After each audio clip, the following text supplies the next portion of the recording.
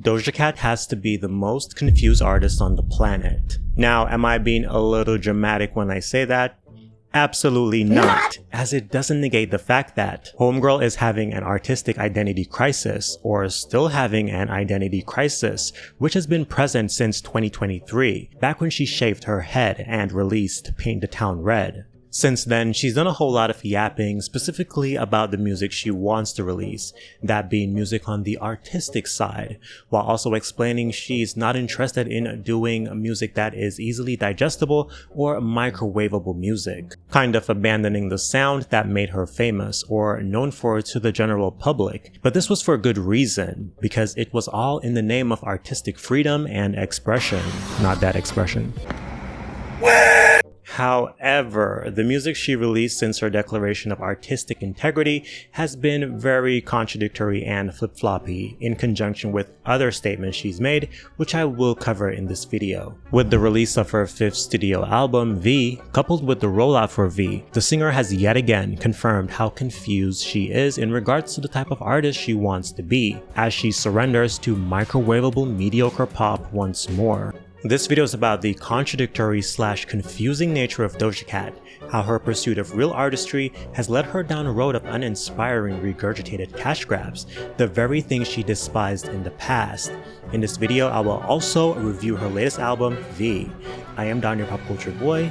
Let's get into it. Catastrophic. In order to fully understand the situation of Doja Cat being confused musically and the irony of it all, you know, her trying to appear as this abstract artist who is above pop music, only for her to go right back to pop, but in the worst way, we have to start from the beginning. Eons ago, 2022. 2022 was the year Doja Cat had a breakdown on the internet, or some called it her Britney moment, her shaving her head and eyebrows on Instagram Live. Looking back at the situation, I don't know if calling that a mental breakdown is fair, because all she did was alter her appearance. But I do see where people were coming from, because sometimes when people in general make drastic changes to their appearance, it can be a coping mechanism in response to trauma. But considering the events leading up to her shaving her head on IG Live, I don't think her shaving her head is a good starting point for this confused Doja, as she was being unhinged on social media before. 5 months prior, she threatened to quit music by changing her handle to I Quit in response to backlash she got for not greeting fans camped outside her hotel in Paraguay after a festival she was scheduled to perform got cancelled due to severe weather. In now deleted tweets, she responded to fans calling her ungrateful, saying,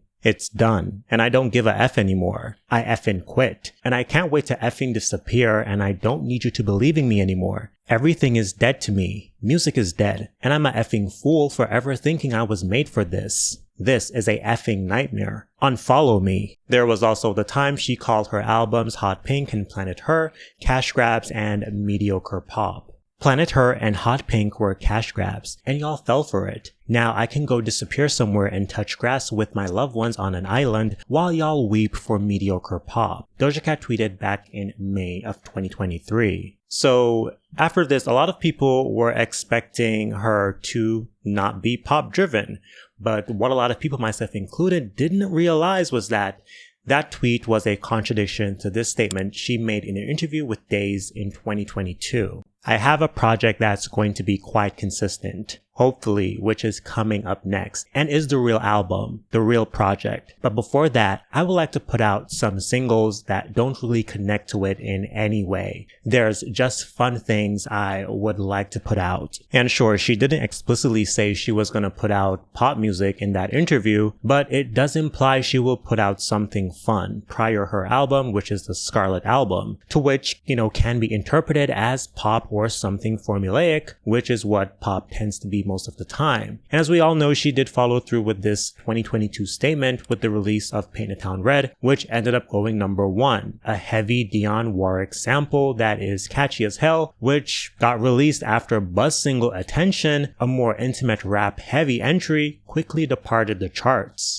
But with her 2023 tweet, it implied she was above pop music when she called it mediocre, along with more pop denouncing tweets she made days prior like these now deleted tweets. such as this Twitter thread where someone replied to her, "I hope these comments are not the only thing that push you to go full rap. If doing pop and rap is what you like, you shouldn't stop simply because of them." Doja then responded saying, "Pop isn't exciting to me anymore. I don't want to make it." There was also this interaction that was copied by Buzzing Pop. Doja Cat on being asked what pushed her to do music her way instead of what people expect from her. She then replied, "When I realized I hadn't done anything personal and that I was cranking out digestible pop hits for children on Twitter to get into fights about." Furthermore, she was posting all types of weird imagery on Instagram and getting abstract tattoos that was perceived as demonic, further signaling that the music would match that energy. And while Paint the Town Red leans that way visually, it came off more trolling. Meanwhile, sonically, Paint the Town Red wasn't that different from her prior pop-driven catchy earworms, and many point this out on social media, with some calling the track a hot pink reject, not the edgy rap track she implied. The follow-up single, Agora Hills, would also turn out to be another catchy hit, becoming a sleeper but major hit on the charts.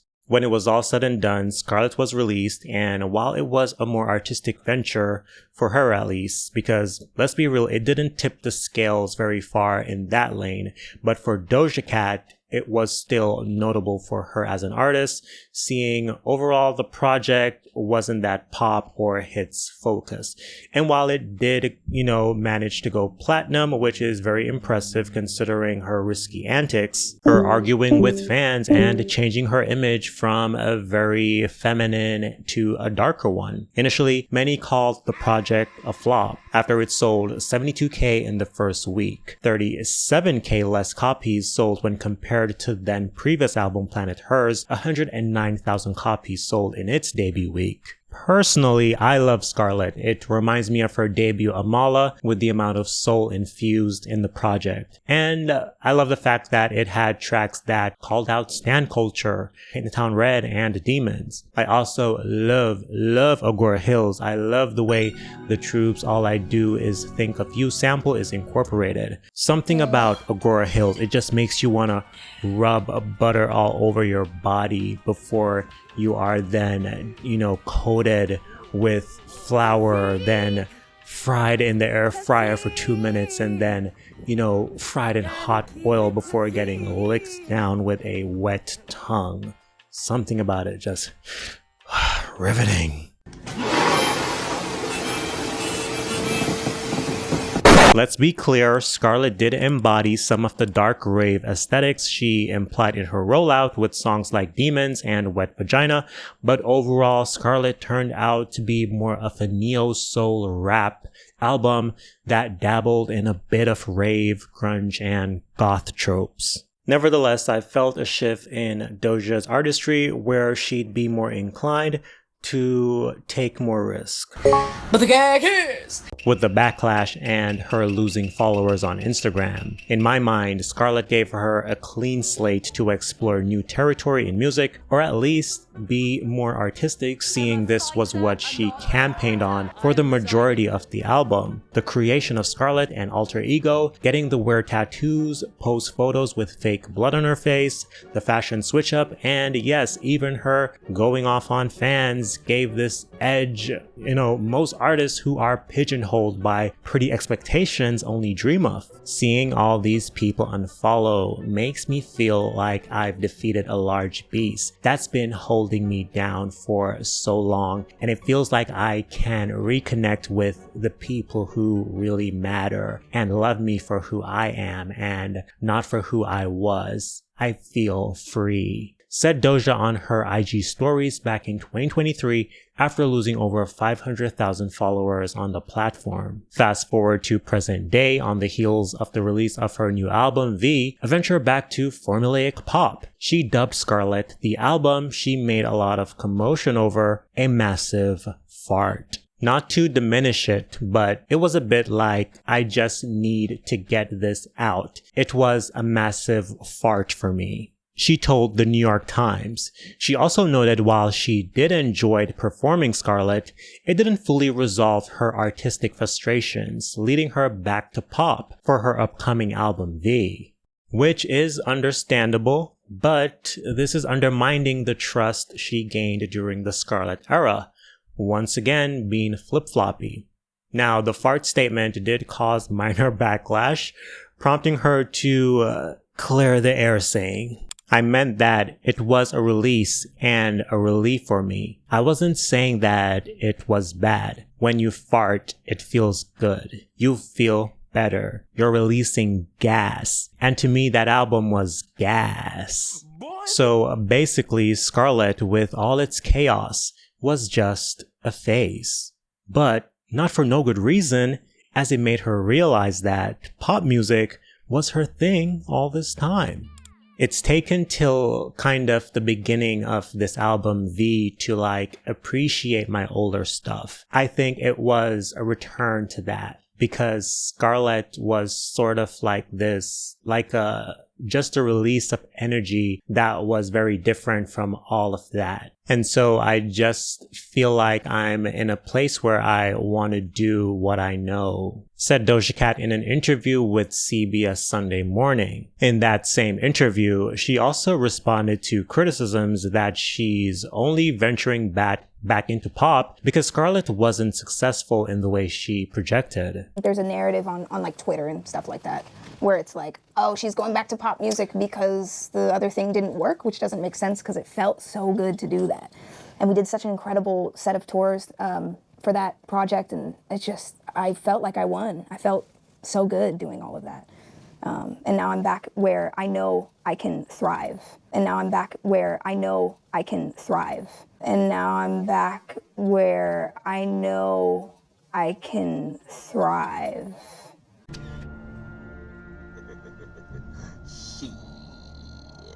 Got your ass. To continue this conversation, we have to address the elephant in the room that Doja Cat is a massive rage baiter and troll because many fans write off some of her antics during the Scarlet era as her trolling, and we weren't supposed to take her declaration of artistic freedom too seriously. Some even write off the entire era as just trolling, her just trolling us with massive farts. Do I think Doja did a lot of trolling? Obviously, as being a troll is tied to her chronically online persona. But at the same time, this is the exact reason why I believe the antics in the Scarlet era to be mostly genuine, because artists want to be taken seriously by the public. And I think she got tired of being seen as a pop star when in fact she, thinks she's a rapper. I think that got to her, which resulted in Scarlet and its messy rollout. There was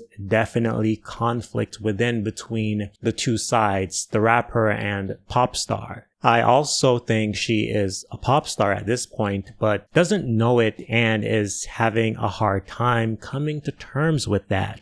Just for the record, state and spell your name. Okay. Amala. Do I say Doja Cat? I do. Of course I do. Well, what do you want me to call you? Call me Doja. Doja? Yes. Or Doge. I think I'm a rapper that makes pop music.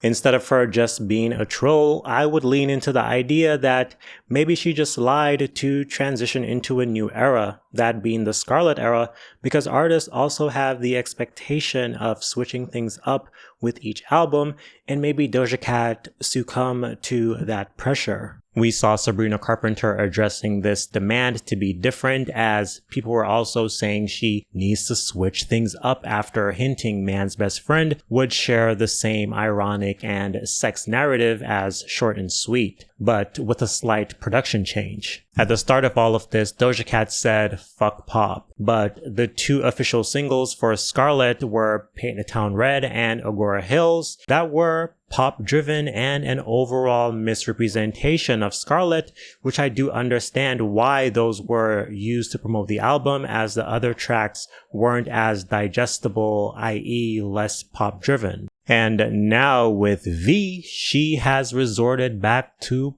pop, doing the robot on the VMA stage while stating she wants to go back where she can thrive. It's giving pretentious liar, and to be clear, I'm not mad. I like Doja Cat, but I'm just saying maybe she just lied, like SZA, who blocked me on Instagram. For the record, I love pop music, and sure, pop music is typically or is expected to be generic and catchy.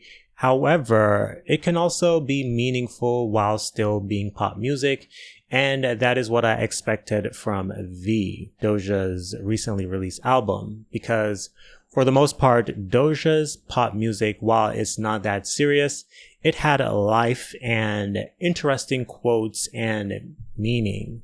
With V, this album, it just doesn't hold up to my expectations, and I don't think it's that good.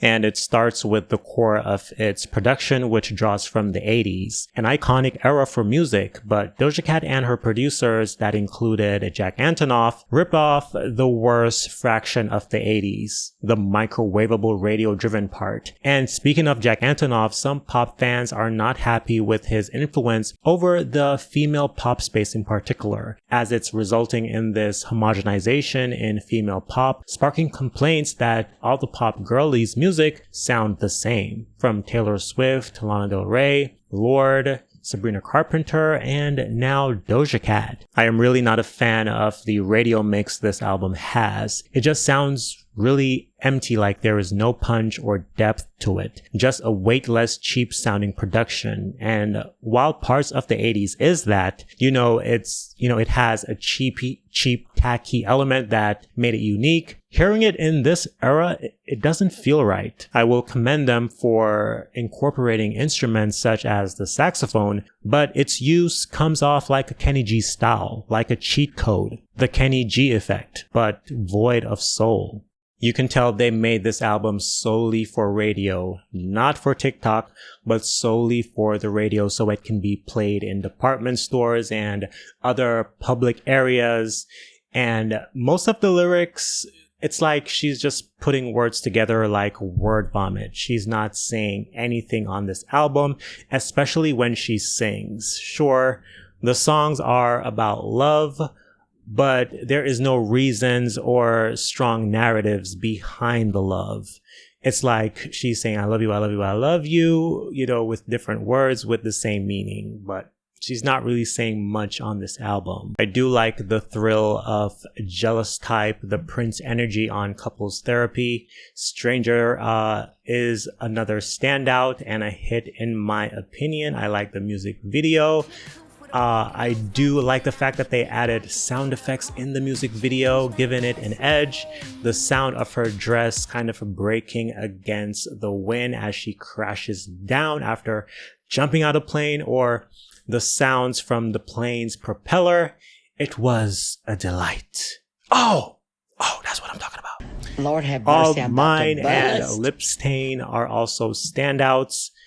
Also, another highlight is her rapping, which saves the album, giving it life when there is none. Overall, V is a dated/boring take on the 80s. They took the worst parts, the parts that should be buried and forgotten. Essentially, mediocre pop. Instead of this album making me feel like I wish I was transported to the 80s, one of the reasons why Sabrina Carpenter's Man's Best Friend worked so well, because during production, her and her producers operated as if they were in the 70s and other decades with goals of improving upon the sound, inserted themselves in the timeless eras, and added to the timelessness of that time with lush, clean instrumentations.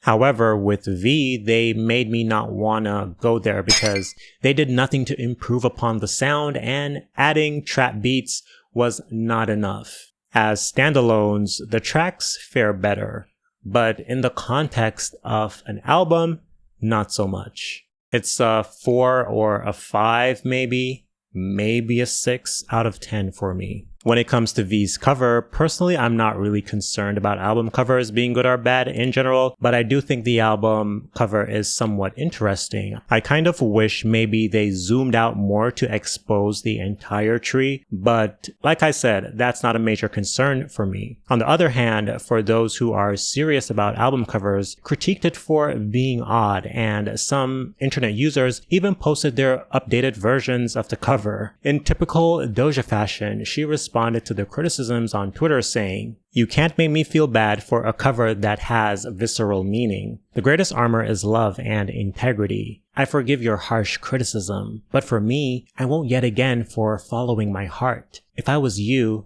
I wouldn't.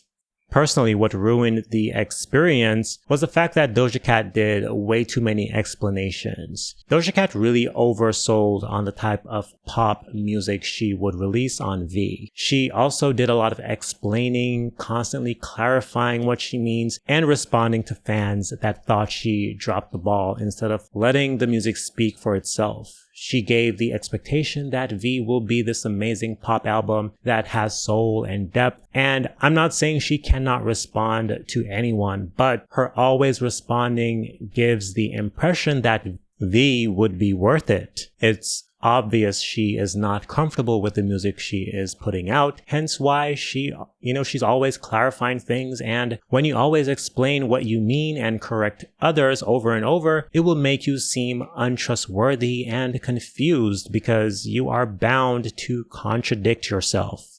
However, on the other hand, I feel like at the root as well is the pressure to be different with each era, and also the pressure to be commercially successful. That being said, I think not everyone should surrender to this notion of topping their works by having different eras, so stans can continue to use you as ammo in their stan wars. For example, Rihanna, she's been putting out mainly hits-driven albums since Rated R. Never took the whole eras or reinvention thing that seriously. She mainly focused on making hits while looking good, and it worked. Not saying this is not exactly what Doja Cat, isn't doing, but I feel like Doja tries too hard to commit to concepts, but falls flat with V for setting expectations of artistic evolution, rather letting us know that, hey, you're just going to put out some dope music. While I don't want to come off as this is what Doja should do, I feel like the Rihanna method of not setting high expectations and not addressing every little thing regarding the music would have benefited her a lot more. Now, I know some of y'all will disagree with my takes on V, and with that, Doja Cat does have a point and may have the last laugh because some of y'all do weep for mediocre pop. What do you think? I am Don, your pop culture boy, and I will see you in the next one. Irony, don't you just love it?